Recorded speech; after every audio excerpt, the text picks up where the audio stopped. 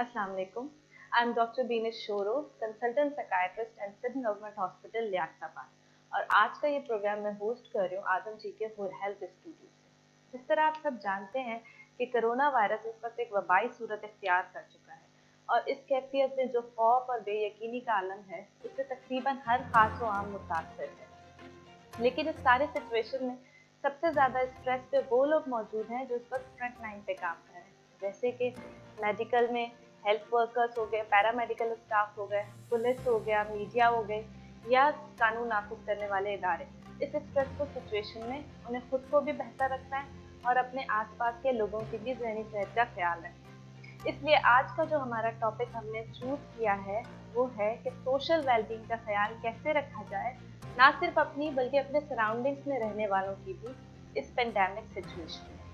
आज की हमारी गेस्ट हैं respected madam doctor Ayesha silver, जो कि एसोसिएट प्रोफेसर ऑफ साइकाइट्री हैं टाउ मेडिकल कॉलेज में, civil hospital KM hospital Karachi में और DMC में।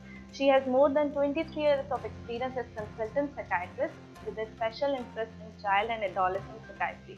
उनके बहुत सारे contributions हैं including research and community awareness program. अस्सलाम वालेकुम मैम, कैसी हैं आप? वालेकुम सलाम विनेश, आप कैसी हैं? ठीक है, I am fine, thank you ma'am. Topic जैसा कि मैंने अभी आपको बताया कि it's about how to improve our wellbeing, self की और अपने साथ रहने वालों की इन दिस पेंडेमिक सिचुएशन। तो जो मेरा पहला सवाल आपसे है वो ये है कि साइकोलॉजिकल फर्स्ट एड से क्या मुराद है, हु इज इट फॉर, कौन कौन इसको प्रोवाइड कर सकता है, किस सिचुएशन में प्रोवाइड करनी है और इसके मेन ऑब्जेक्टिव्स क्या हैं? अच्छा विनेश, एक तो सबसे पहले तो मैं इस प्लेटफॉर्म से जिन्होंने ये सब अरेंजमेंट किया है आदम जी वालों का शुक्रिया अदा करती हूँ कि उन्होंने बड़े इम्पोर्टेंट जो है इनकी जो चल रही हैं एपिसोड जो काम कर रहे हैं फॉर द अवेयरनेस, लोगों की आम लोगों की अवेयरनेस के को इस मुश्किल हालात में कोरोना के जो मसाइल हो रहे हैं उसके बारे में ये लोग जो भी अपने प्रोग्राम्स कर रहे हैं, ये बड़ी अच्छी एफर्ट है अवेयरनेस के सिलसिले में। और बहुत से लोगों ने इससे पहले भी इस मौजू पे बात की है इसी प्लेटफॉर्म से, तो मैं आज थोड़ा सा डिफरेंट एंगल से थोड़ा आपसे बात करना चाह रही हूँ लोगों से, और उनको थोड़ा सा बताना ये चाह रही थी कि देखिए, सबको मालूम है कोरोना कितना एक बहुत बड़ा मसला बन गया है और इसकी वजह से हर शख्स की लाइफ इफेक्टेड है, चाहे वो बड़ा बूढ़ा जवान जो भी है, जहाँ पे भी काम कर रहे हैं वो भी अफेक्टेड है, लॉकडाउन की वजह से अफेक्टेड है, कोई बीमारी की वजह से अफेक्टेड है। तो इसका बहुत ज़्यादा स्ट्रेस और इसकी वजह से बहुत ज़्यादा लोग परेशान हैं। और सबसे और एक इम्पॉर्टेंट चीज़ जो है अनसर्टेनिटी, ये कब जाएगा, क्या होगा, किस तरह से हम बचा सकते हैं, किस तरह से हम अपना ख्याल रख सकते हैं। कुछ लोग तो इसको बहुत ईजी लेते हैं कि जी ये तो कुछ है ही नहीं, ये तो एक हॉक है और इसको तो सीरियस लेना ही नहीं चाहिए। तो इन सब चीज़ों की वजह से क्या हो रहा है कि कंफ्यूजन स्टेज चल रहा है, बहुत सारे लोग बहुत परेशान हैं, जो बहुत ज़्यादा जिनकी नेचर या पर्सनैलिटी ऐसी होती है बहुत ज़्यादा जल्दी परेशान हो जाते हैं, और कुछ लोग होते हैं जो बिल्कुल रिलैक्स और बहुत ज़्यादा, जो दोनों एक्सट्रीम है उससे फिर नुकसान होता है। तो WHO ने एक तरीके इलाज कहें या एक हेल्थ कहते हैं जो 2011 में इंट्रोड्यूस कराया था, इसको बोलते हैं हम इब्तदाई नफ्सियाती इमदाद, और इसको साइकोलॉजिकल फर्स्ट एड भी कहते हैं। तो ये बेसिकली एक गाइड है, ये कुछ प्रिंसिपल्स हैं जिसमें कभी भी जो कि मुश्किल हालात हों, कोई अलमनाक वाक़यात हों, कोई जैसे कि किसी के घर में खुदा ना खास्ता कोई ऐसा मरीज एक्सपायर कर जाए, उनके घर में क्या कंडीशन हो, उनको इमीडिएटली साइकोलॉजिकल हेल्प की जो ज़रूरत होती है, या उनके घर वालों को किस तरह से मदद की जा सकती है जिनमें पॉजिटिव कोविड है। तो बहुत सारे डिफरेंट कंडीशंस में जब लोग स्ट्रेस में होते हैं बहुत ज़्यादा शदीद, जब उनके हालात ख़राब होते हैं, तो ऐसे हालात में ये साइकोलॉजिकल फर्स्ट एड, जैसे कि फर्स्ट एड हम वैसे देते हैं, कुछ पुराना खरा एक्सीडेंट हो कुछ हो तो फर्स्ट एड पहले दी जाती है, बाद में मुकम्मल इलाज किया जाता है। तो उसके बेसिक प्रिंसिपल्स वही हैं जो फर्स्ट एड के होते हैं, और ये उन लोगों के लिए बेहतर है जो स्ट्रेस में हो, परेशानी में हो, जिनको समझ नहीं आ रहा कि वो किधर जाएं, किससे हेल्प लें और किससे कांटेक्ट करें, और अपने घर वालों को कैसे इस परेशानी से दूर करें और तकलीफ से अपने आप को दूर करें। तो ये बेसिकली उनको तहफ़्फ़ुज़ देती है। इस तरीके से लोग अपना तहफ़्फ़ुज़ उनको प्रोवाइड करना, ये जो ट्रेन्ड जो लोग होते हैं वो उसमें ऐसे लोगों की मदद कर सकते हैं, उनको अपना तहफ़्फ़ुज़ देने में, उनको डिफरेंट लोगों से राब्ता कराने में उनकी मदद कर सकते हैं। और फिर ये है कि उनको इस तरह से उनको एम्पावर कर सकते हैं कि वो अपने मसाइल खुद हल कर सकें। इसका बेसिक मकसद ये है। और ये जो है इसके कुछ असूल हैं, जो कि तरीक़ेकार हैं। उसमें सबसे पहले ये होता है कि ये हर शख्स कर सकता है। इसमें पढ़े-लिखे होने का या अनएजुकेटेड होने से कोई इतना फ़र्क नहीं, कोई थोड़ी बहुत ट्रेनिंग कर लें और थोड़ी-सी हेल्प ले लें, या आजकल तो ऑनलाइन सारी चीज़ें अवेलेबल हैं और ऑनलाइन ट्रेनिंग होती है, वर्कशॉप्स हो रही हैं। मीडिया का आजकल इसलिए ये बहुत इम्पोर्टेंट रोल है कि इसके ज़रिए बहुत सारे लोग ट्रेन हो सकते हैं।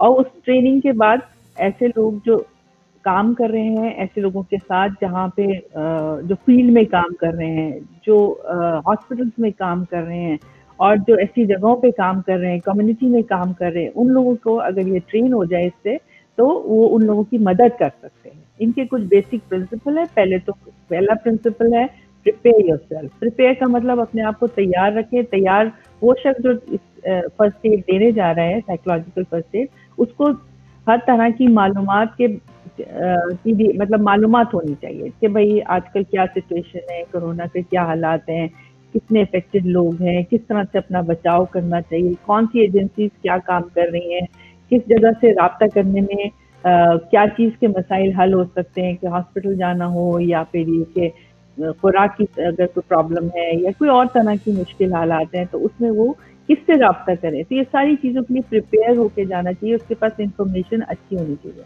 फिर ऐसे लोगों को जो उनको ज़रूरत है, उसको देखना चाहिए कि कौन लोग ऐसे हैं जिनको इब्तदाई नफ्सियाती इमदाद की ज़रूरत है, कि स्ट्रेस्ड आउट हैं, उनको कुछ घबराहट हो रही है, परेशान हैं, अपना काम नहीं कर पा रहे, कॉन्सन्ट्रेट नहीं कर पा रहे या पैनिक कर रहे हैं, तो वो इन लोगों को आइडेंटिफ़ाई करें, देखें उनके बारे में।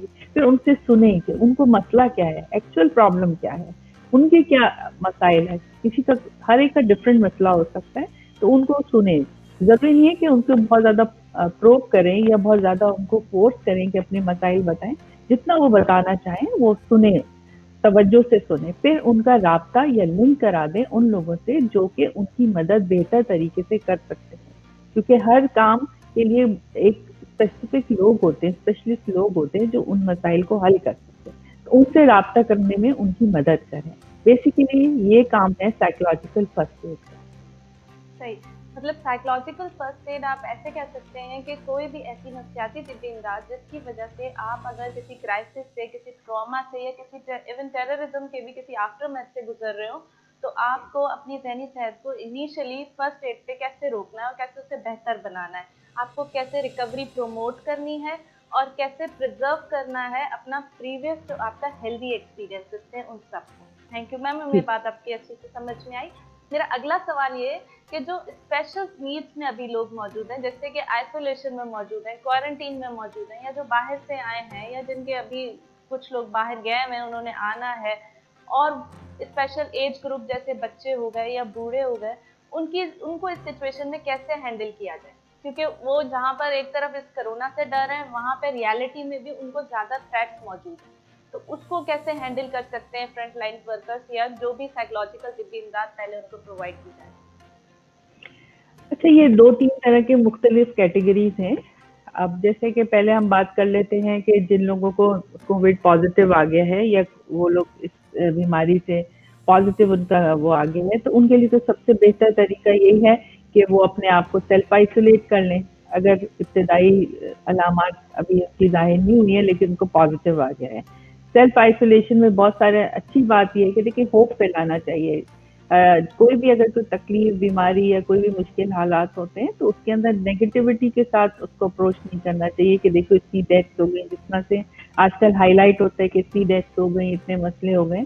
ठीक है, डेफिनेटली हो रही हैं, लेकिन ये कि होप ये है कि बहुत ज़्यादा लोग इम्प्रूव भी कर रहे हैं, सिर्फ 2% लोग में डेथ्स हो रही हैं। तो होपफुली ज़्यादा लोग चूँकि रिकवर करते हैं और वो सही हो जाते हैं, तो सेल्फ आइसोलेशन में लेकिन अगर में मसाइल हल हो जाते हैं, लेकिन उसके अंदर वो जो है अपने अगर वो देखते हैं अलामात बढ़ रही हैं, तो वो फिर अपने डॉक्टर से इमीडिएटली अपना मजीद इलाज के लिए जाएं, और अगर मजीद उनकी तबीयत खराब हो तो हॉस्पिटलाइज हो जाएं। तो दैट इज द बेस्ट उनके लिए जिन लोगों में ये कोविड पॉजिटिव आता है। अच्छा, कुछ लोग हैं जिनको उनकी फैमिली है जैसे, तो उन लोगों को भी अपने टेस्ट करा लेने चाहिए, क्योंकि एक से दूसरे को ये आपको मालूम है कि किस तरह से ये ट्रांसफर हो जाते हैं, हाथ के और माहौल के अंदर वो ट्रांसफर हो जाता है एक से दूसरे के अंदर। तो इस चीज़ का ख्याल रखना चाहिए कि उनकी पूरी फैमिली को एटलीस्ट अपने एहतियातन टेस्ट करा लेने चाहिए।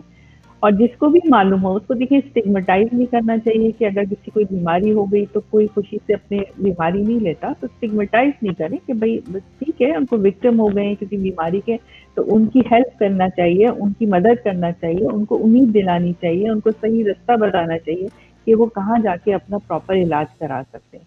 ठीक है, बजाय कि छुपें, अपना जाहिर ना करें, उससे मसाइल बढ़ जाते हैं। उससे ये होता है कि एक से दूसरे को ट्रांसफर होने के ज़्यादा चांसेस हो जाते हैं। तो ये इससे क्या होता है, फिर पैनिक फैलता है। इससे होता है कि अभी लोग और ज़्यादा परेशान होते हैं कि भाई हम छुप रहे हैं, तो छुपते तो हैं, लेकिन एक गिल्ट होता है कि हम छुप रहे हैं तो ऐसा ना हो कि हमारी फैमिली को भी लग जाए, हमारे अपने करीब जो लोग हैं उन लोगों को ट्रांसफ़र हो जाए। तो बेहतर ये है कि इस चीज़ को एक्सेप्ट करें और इसका बेहतर तरीके से इलाज करें। ये तो वो लोग हैं जिनको हो गया है। अब कुछ जो बात कर लेते बच्चों के बारे में, खुशकिस्मती से बच्चों के में इतने ज़्यादा ये मसाइल नज़र नहीं आए हैं, या उनकी इम्यूनिटी क्योंकि काफ़ी अडेप्टेबल होती है, तो उस एक रीज़न ये भी है। तो इस वजह से उनके अंदर ये इनकी अलामात या इसके चांसेस कम हैं। ये एक अच्छी बात है। लेकिन ये कि चूँकि बच्चे भी आजकल लॉकडाउन में काफ़ी छुट्टियाँ हैं, घर में हैं, बोर हो रहे हैं, परेशान हो रहे हैं कि हमें क्या हो गया, या अपने घर में उनके किसी को खुदा ना खास्ता लग गया है कोविड, तो वो भी ज़ाहिर है उसकी वजह से भी स्ट्रेस में आएँगे। तो जब घर में रहेंगे और कोई और उनकी एक्टिविटीज़ नहीं है, तो अच्छी बात जो अब आहिस्ता-आहिस्ता डेवलप हो रही है, एक तो ये है कि मीडिया के थ्रू बहुत सारे प्रोग्राम्स हो रहे हैं, स्कूल्स वालों ने प्रोग्राम किए हैं, और मतलब एजुकेशन के लिए, तो वो एक अच्छा ऑप्शन है। बच्चों की टाइमिंग के हिसाब से, उनको टाइमिंग के हिसाब से आप वो स्कूलिंग के वो रखें। बाकी खेल कूद, फिजिकल एक्टिविटी घर के अंदर जो भी आप कर सकते हैं अपने फैमिली में अपने बच्चों के साथ, वो आप ज़रूर करें, जिसमें फिजिकल एक्टिविटीज़ भी है, इंडोर गेम्स भी हैं, और फिर ये कि कोई मेंटल एक्टिविटी है, जैसे कुछ क्रिएटिव करवाएं, उनसे कुछ कलरिंग करवाएं, उनसे कोई और क्रिएटिव काम करवाएं। और ये आजकल ऑनलाइन यूट्यूब के बजाय कि और तरह का इस्तेमाल किया, जो सोशल मीडिया को इसके लिए भी इस्तेमाल किया जा सकता है। ये मुख्तलिफ तरह के प्रोग्राम्स हैं, मुख्तलिफ लर्निंग स्किल्स हैं, वो लर्निंग क्या लैंग्वेज स्किल्स हैं, लोग लैंग्वेज स्किल्स सीख रहे हैं कि भाई हम दूसरी ज़बान सीख लें, दूसरे तरह की आर्ट सीख लें, बहुत सारी चीज़ें आप सीख सकते हैं। जैसे आजकल ऑनलाइन बहुत ज़्यादा इस पे काम हुआ है, अब साइट्स इजीली अवेलेबल है, फ्रीली अवेलेबल है।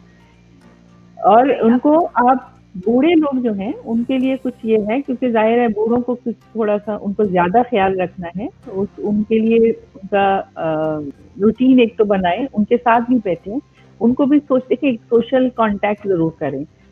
फिजिकल कांटेक्ट इतना ज़रूरी नहीं है जितना आजकल सोशल कांटेक्ट। तो क्योंकि ओल्डर एज में आपको ये सब यूज़ करना नहीं आता सारे गैजेट्स, तो उनको हेल्प करें कि वो अपने जो दूर रिश्तेदार हैं, जो उनसे नहीं मिल सकते हैं, जिनके लिए वो परेशान हैं, आउट ऑफ कंट्री हैं, तो उन लोगों से उनसे बात कराएं और उनको भी तसल्ली दें कि वो भी ठीक है, खैरियत से। उनकी जो भी अद्वियात वो घर पे लेते थे पहले से, उनका ख्याल रखें कि वो लेते रहें, ऐसा ना हो कि उसमें कोई ना कोई गैप आ जाए। इसके लिए थोड़ा सा ख्याल रखें और उनको भी अपने साथ थोड़ा एंगेज करें, अपनी एक्टिविटीज में भी उनको भी बिठाएं जितना उनके उनके अंदर हिम्मत ताकत है।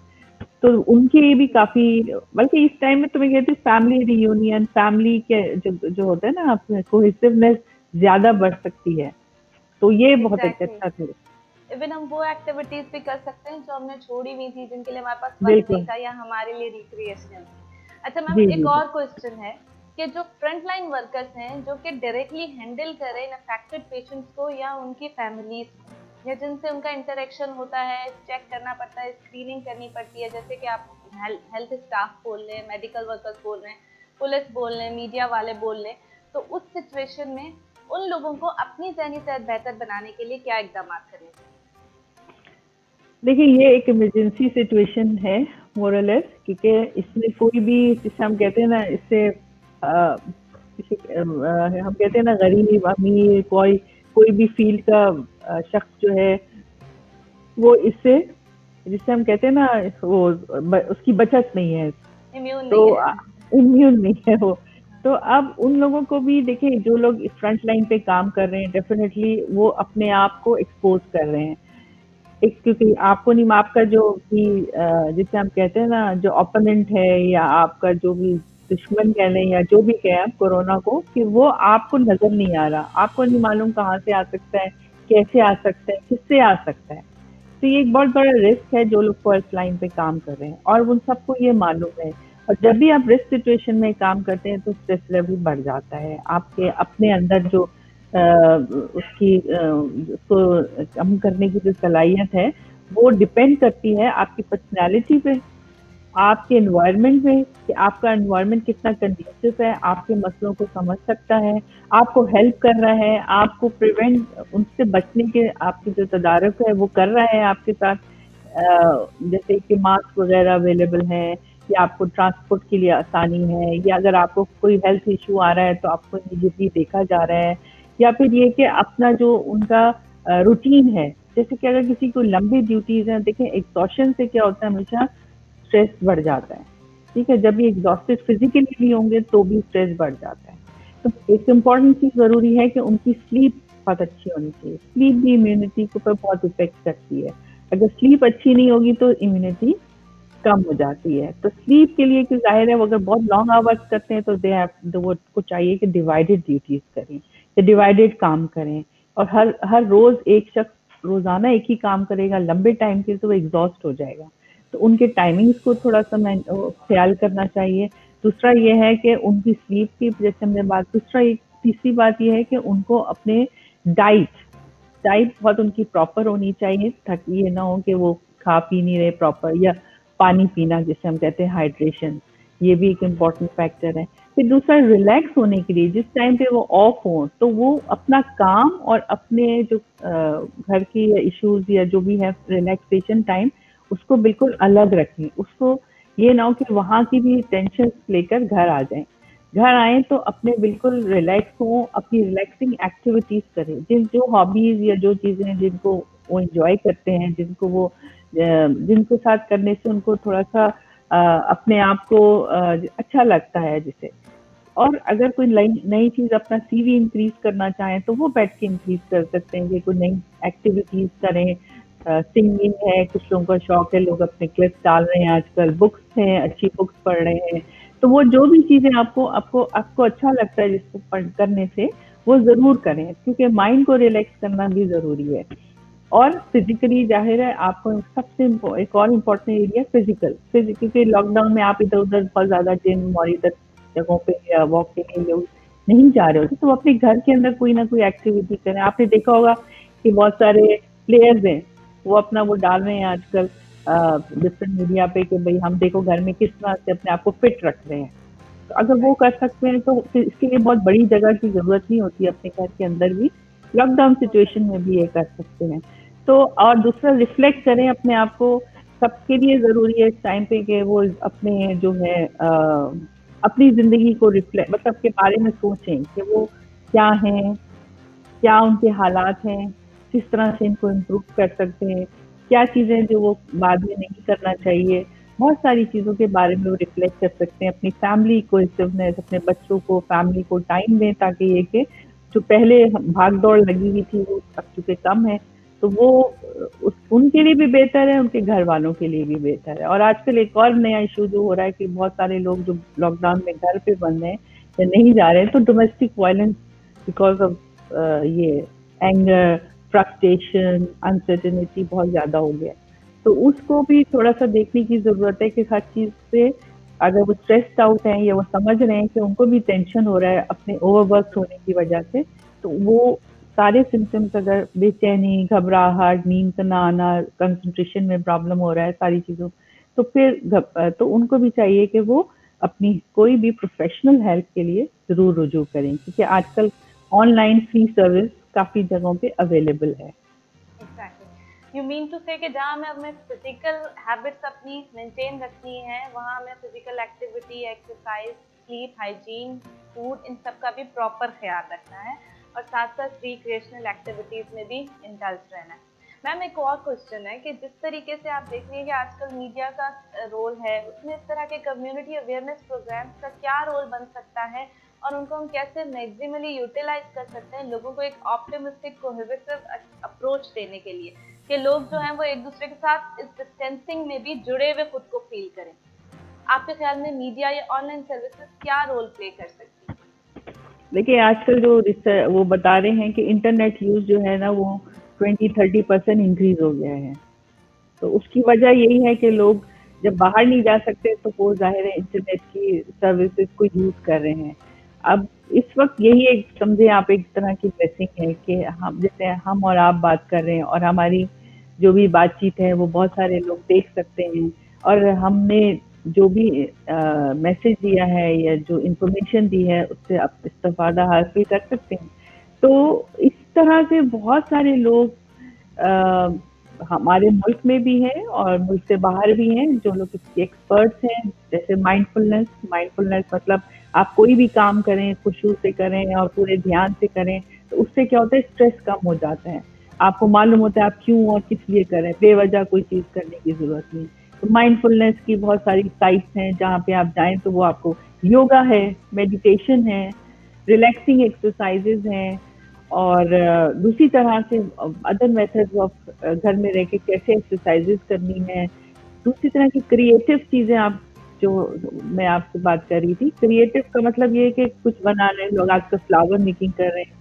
एक डॉक्टर साहब है उन्होंने क्या किया है कि वो सीडीज नहीं होती जो पुरानी होती थी उससे उन्होंने डिफरेंट तरह के फ्लावर्स और डिफरेंट तरह की अरेंजमेंट्स अपने घर के अंदर बनाए हैं। तो जो आपके अपने अंदर टैलेंट है भी और आप सीख भी सकते हैं क्योंकि आजकल ऑनलाइन कोर्सेज बहुत अवेलेबल हैं। अच्छा मीडिया का जो एक रिस्पॉन्सिबल रोल होना चाहिए जो हम बात कर रहे हैं प्रिंट मीडिया का और दूसरा मीडिया जो हमारा जो न्यूज़ मीडिया जिसे हम कहते हैं उनका रोल थोड़ा सा ये है कि आजकल जो ब्रेकिंग न्यूज़ सडनली आती हैं और हम बार-बार उसको देखते हैं और बार-बार अपने आप को अपडेट करते हैं, इससे भी एक नेगेटिव थोड़ा सा अपने माइंड पे जब आप कोई नेगेटिव चीज़ बार-बार सुनते हैं तो क्या होता है कि वो आपके अपने अंदर एक नेगेटिविटी क्रिएट हो जाती है, आपके अपने हार्मोन्स उसको रिस्पॉन्ड करते हैं, आपका स्ट्रेस लेवल बढ़ जाता है। जब स्ट्रेस तो ऐसा पैनिक सिचुएशन हो जाती है, लगता है कि सब डूम मतलब सब चीज़ खत्म हो रही है या खराब हो रही है, कोई चीज़ अच्छाई की तरफ जा नहीं रही है। तो मीडिया को भी आप यूज करें या न्यूज़ को भी आप अपनी अपडेट करें बट नॉट अ वेरी मतलब फ्रीक्वेंट नहीं करें उसको, वक्फे से करें। जैसे 3-4 घंटे बाद सुबह सुन लिया, दोपहर या शाम को सुन लिया ताकि आपको पता हो कि सिचुएशन है क्या। लेकिन ये कि आप हर वक्त सुनेंगे तो जब बार बम्बार्डमेंट होगी नेगेटिव इंफॉर्मेशन की, अनसर्टेन की भाई आज ये चीज़ खुल रही है, लॉकडाउन इतना है, कोई कह रहा है लॉकडाउन है कि कोई तो ये जो इन्फॉर्मेशन मीडिया देता है तो इससे भी एक लोगों के दरमियान एक कंफ्यूजन क्रिएट होता है। जितना आप अनसर्टेन और कंफ्यूज रहेंगे उतनी ज़्यादा मेंटल हेल्थ इश्यूज बढ़ते चले जाते हैं। तो पॉजिटिव तरीके से भी इसको यूज किया जाता है। सोशल मीडिया तो आपको पता है आजकल दुनिया सोशल मीडिया पे चल रही है, उसमें अच्छी खबरें दें, होप दें, इंशाल्लाह जब खत्म इंशाल्लाह हो जाएगा तो हम लोगों ने सबने मिलकर कोशिश करनी है, एक दूसरे की हेल्प करनी है। जहाँ पे आप समझते हैं कि किसी की मदद की ज़रूरत है, आप समझते हैं खाना देने की ज़रूरत है, किसी को नफ्सियाती मसाइल हैं उसकी हेल्प करने की ज़रूरत, तो आप आगे बढ़ के दे दें। तो इससे भी बहुत सारे मसाइल हल हो सकते हैं, बजाय ये कि आप इंतज़ार करें कि कोई और आके हेल्प करे, आप खुद उस चीज़ के लिए दूसरे की तरफ वो की मदद की तरफ बढ़ें। Thank you so much, ma'am, for being on the show. It's an honor for me to have you on the show, and thanks to Adamji Pharma for these kinds of community awareness programs. Allah Hafiz. Thank you.